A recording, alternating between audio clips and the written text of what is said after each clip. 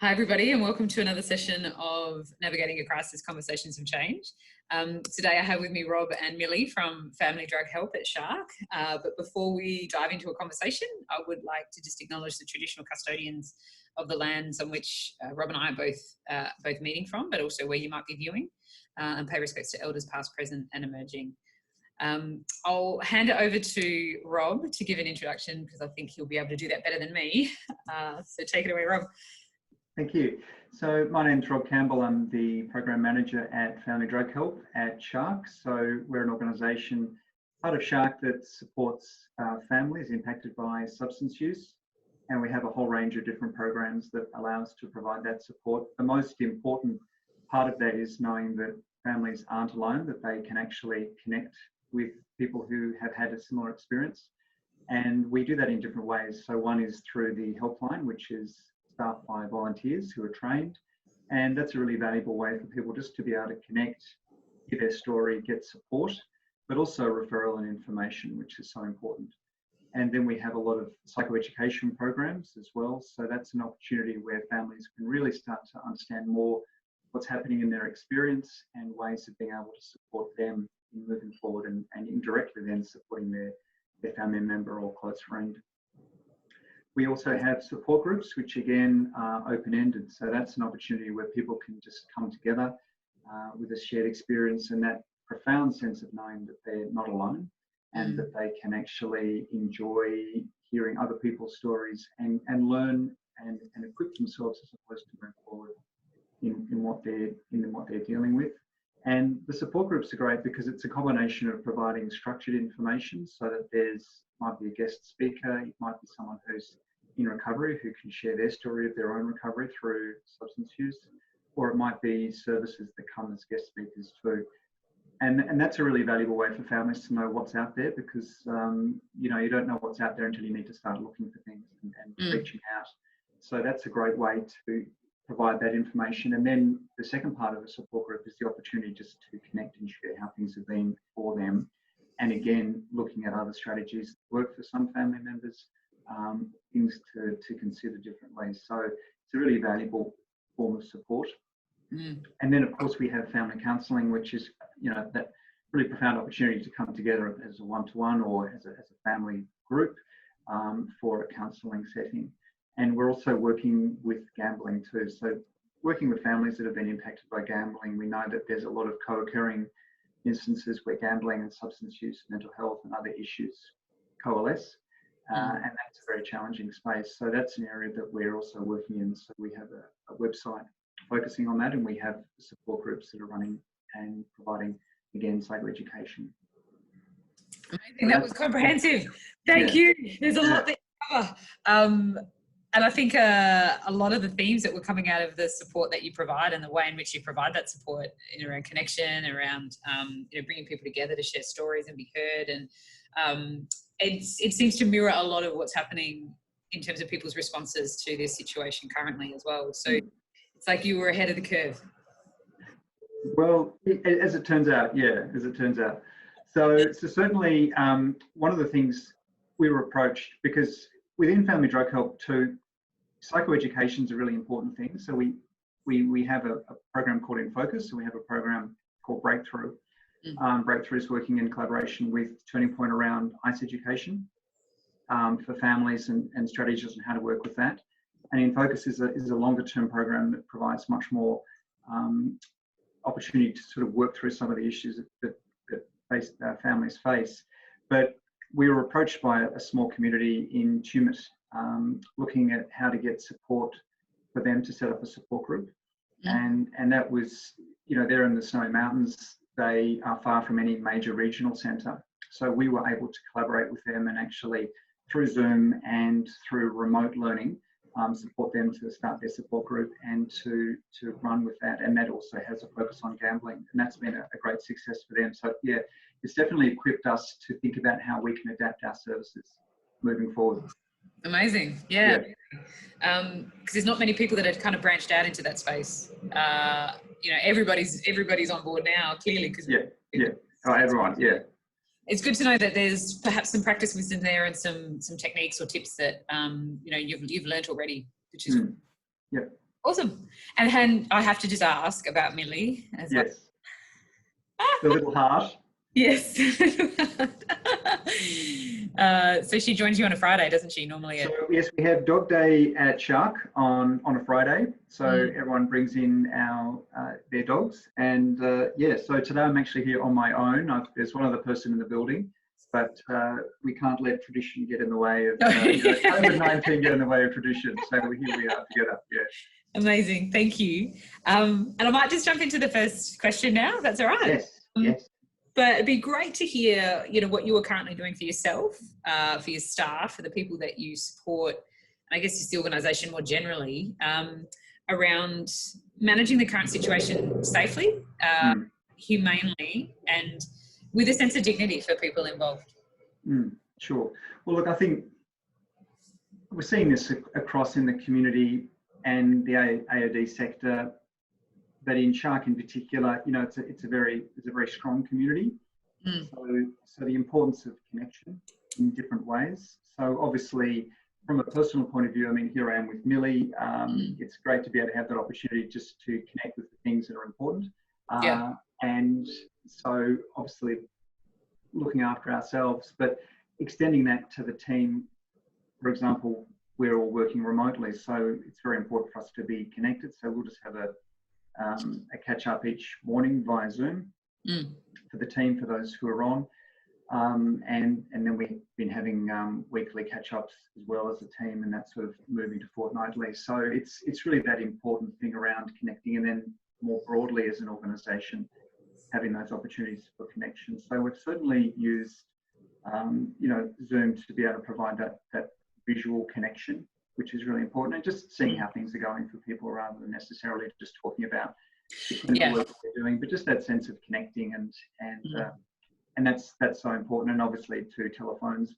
But I think one of the challenges, obviously, a lot of people are experiencing is how to balance that new way of connecting via Zoom or via those video platforms, because they do require a different level of concentration and are energetically quite exhausting. So certainly not wanting to Zoom people out. So it's striking that balance, right? And in terms of obviously families and connecting with the broader community, that's something that we always do. So, the phone line's unchanged, and that's one of the main ways that people have been connecting. But it's been really exciting to see how we're branching out on these other ways of connecting with families, which they're embracing, which is really good. I think it will be obviously really challenging for some. They prefer to have the face-to-face, and that's absolutely important. So we'll just have to wait until that resumes. But in the meantime, there's always telephone support, and if people are happy, that there's always that visual, whether we use Zoom or what have you. And just as a point of curiosity, like I know there's been a lot of concern and absolutely relevant concern around instances of increases of violence within families. And, I think the close proximity of, people having to be in self-isolation with people who might be actively using, and that means for the safety of the family and the functionality of the family at this time. Have you been seeing anything different happening in that space, or has absolutely. The calls are definitely increasing, and the complexity of calls is increasing. So it's a complex situation to begin with, grappling with someone who's using drugs or alcohol, and how that's having an impact on the family. But then it's almost intensified by virtue of families having to be in together. Obviously, other concerns around people who might be then using and come back into the homes, therefore undermining that very sense of quarantine or wanting to create, the social distancing. So that there are other sort of unforeseen circumstances that families are sort of having to grapple with. And obviously being a lot more confronted by what their loved one or family member's been doing as well, and being more aware perhaps of the substance use or things which they perhaps not understood to that extent, but a lot more confronted by it. So absolutely. And then with that, with families under a lot more obviously strain and stress, then that certainly has significant impact in terms of family violence. There's no question about that. And the other, thank you for sharing. I know that wasn't quite on the script, but when interesting, someone raises something, I'm kind of like, I want to follow that. But the other thing was just around gambling. I know you've recently branched out into that space as well. It all is very interconnected, interdependent in some respects. I know a lot that with a reduction in sport, with casinos and poker being closed now, or people aren't able to get them. Have you seen anything increase in terms of the gambling space, or? Well, again, definitely, because now it's increasingly online. So okay. So just getting the smartphone out, it's a swipe away, it's a tap and a swipe away. Yeah. So that outlet is then creating a lot more stress and then a lot more financial stress. Yes. Excuse me, and again can be an accelerator or trigger for family violence too. Yes. So definitely gambling is a major concern, and it's never, as we know, it's never neatly compartmentalized. It's all connected with other issues that are going on in the family, and the more stress there is, the more outlets people will seek to find. Well, it sounds like you're providing some really, really important services right now, and I think I've mentioned this a couple of times, this idea that this whole experience has been exposing a range of different things that are occurring and making them much more visible. So it's great to know that you're able to cover off on all those supports. Yeah, no, it's good. The next question I had was, and this is maybe a nice kind of segue, is how can people support you or support SHARC or support Family Drug Help more broadly? Do you need advocacy? Is it around supports or resources or donations or volunteering? There's a range of things that could potentially be under support, but what would be helpful if people felt called to take some action would be something that they could do? Look, there are a lot of things. I mean, obviously, what again is really important to SHARC and Family Drug Help is the role of volunteering, and that underpins obviously the helpline. It underpins the model of how we operate the support groups. Volunteers bring so much, and the volunteers that we have are just amazing. They have such different backgrounds and different stories that have brought them to where they're able to volunteer with us. So volunteering is always something which we encourage and welcome, and people can jump on our website to apply for that. So there are different roles that volunteers can play. The most important, obviously, is in terms of being on the helpline. Because of COVID-19, we've had to suspend our usual training and enrolment of new volunteers, which we have through the year. But that will obviously resume when things settle down. So volunteering is a really important thing. In terms of advocacy, one of the important things is around, and this is more broadly around the mission and vision for SHARC, is around addressing stigma and shame, which are huge barriers, as we know, in the AOD sector, which extends also to gambling, of course, and mental health. So really the advocacy around the importance of normalising the value of getting help, and not to be stigmatised around that, and to recognise the value of your own story and your own journey, to really make change, whether that's from the family perspective or the person dealing with their own substance use issues as well. So that's really important. In terms of funding, I mean, I think we're all in the same boat, aren't we? In terms of we're a small organisation, but we certainly have a wide reach in the community in terms of the delivery of statewide services. But we really see the limits of what we're able to deliver. We have a lot of demand in especially rural areas, things like support groups or psychoeducation, but we're limited in how much we're able to deliver that. Obviously, with the use of online platforms and Zoom, that's providing opportunities, but that's one way of connecting, but it's not the only way. And obviously, there is nothing like that face-to-face actual sense of connection, which is really important too. So that's important. And in terms of donations, absolutely, people can make donations to SHARC on our website. It's a great way. Amazing. Yeah. I'll pop the website details on the YouTube details so people can get pretty quick. Yeah. Thank you. And the final question is, what is your, assuming you have one, I'm sure knowing you, Rob, I'm sure you do, but what is your positive reframe about this? Not just in terms of, and obviously notwithstanding the great harm and distress that is currently being experienced by people, but what is, I guess, what can you see as being the positives coming out of this for individuals, but also collective experience? Yeah. Oh, look, there have been lots of exciting things that have come out of this from the point of view of how people have learnt to get support. A good example of that is that all of our programs are now online in different forms. So the In Focus program, Breakthrough, and the support groups in different forms. And the support groups have been a real standout in that historically there've been an older cohort of people who've been generally involved, but there are also a whole range of age groups there. And we were concerned that by going via Zoom, how many people would that be a barrier for in terms of logging on or using that technology? But to our pleasant surprise, that's something that's actually been well embraced. Yeah, cool. Yeah. Usually problems of people trying to sort of, work things out. Generally, the uptake has been excellent, and the connection with people has still been good, and still being able to work with the model of providing education and them having the opportunity to share as well. So I think that thinking about isolated communities and communities that are obviously in rural areas where it's more difficult to travel, or that there are fewer services, that's an obvious one. Also, I'm thinking in Melbourne, there are many, many people who are in the heart of the city but are terribly isolated and for whatever reason aren't in a position to get out or don't want to get out.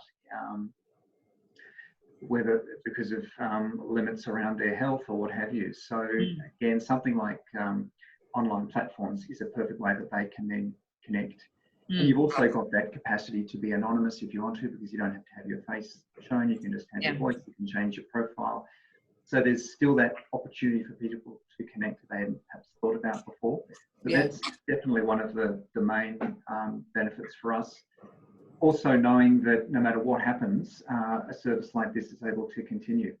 We've been able to continue the helpline, we've been able to continue all the services and actually expand on them. Amazing. So it's been the team has been amazing. The Family Drug Help team have been fantastic, and just the constant, the collective brains trust, I guess, the coming up with solutions, having to work through things that are, like for all of us, unfolding and unanticipated blocks and challenges and bumps along the road. So it's been very impressive. Yeah, and I think it does set the scene really beautifully, doesn't it? Like the learning from the value that using platforms, using technology to connect can be brought into what we do. It's not about replacing what we have done, because we have value in both, but it's how do we bring in these new ways and these new technologies and bring them forward with us. And that idea of this being a time of, great creativity and great ability, because it is unknown. There's no kind of direct way forward. So perhaps it is going to have to be a bit linear, in how we find our way there. But the fact that we can do it with a great kind of connectedness and creativity and hopefulness is super important as well. Yeah, amazing, Rob. Thank you so much. Pleasure. Thank you for sharing, and nice to meet Millie as well. Yes. So she'll just give a gentle pause. All right. Yeah, it's been a real pleasure. I appreciate your time. Thanks. Pleasure. Good on you. Okay, bye. Ciao, Rob. Bye.